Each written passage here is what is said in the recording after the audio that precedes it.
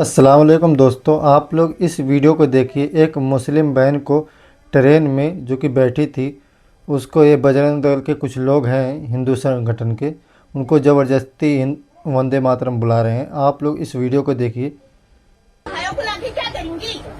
मेरे भाई है तो हाँ बोलिए, क्या तुम्हारे भाई है तो क्या करेंगे? तुम क्या करेंगे?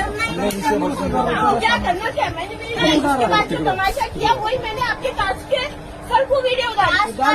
बंद करा पहले ना, वंदे मातरम बोलना पड़ेगा। आपको किसने आके फोर्स किया? जी बोलिए करो कैमरा। आपको किसने फोर्स किया? क्या कर रहे हैं आप लोग? इस मिट्टी का खा के इस मिट्टी में रहना पड़ेगा।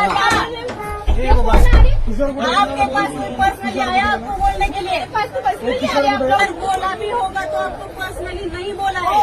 पर्सनल मन में नका तुला ओके आपके पास बड़ा नहीं हुआ था बोलना ही पड़ेगा। अरे आपको पर्सनली बोले भारत स्वातंत्र्यामध्ये होता ज्यावेळेस भारतावर इंग्रजांचं राज्य होतं त्यावेळेस भारताला सर्वांना एकत्र करण्यासाठी आणि भारताला पारतंत्र्यातून काढण्यासाठी वंदे मातरम गीताच्या खाली सर्व एकत्र आले होते। तेव्हा आपल्याला आज भारताला स्वातंत्र्य मिळलंय।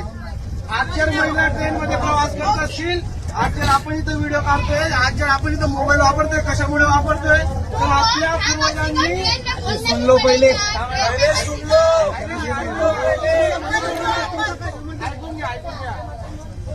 यावेळेस वंदे मातरम गीत त्याच्यासाठी होतं तर भारताला स्वातंत्र्य मिळवून देण्यासाठी होतं। आणि आज आपण वंदे मातरम त्याच्यासाठी मोठं करतोय। त्या ठिकाणी एखादी महिला जे वंदे मातरमचा विरोध करते, जो वंदे मातरम अशा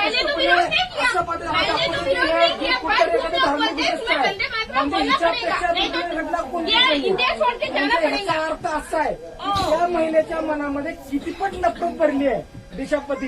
त्या महिलेला देशाप्रतीची नफरत पुढे दिसते। त्याच्या विरुद्ध कारवाई करायचं काम कोण केलं पाहिजे?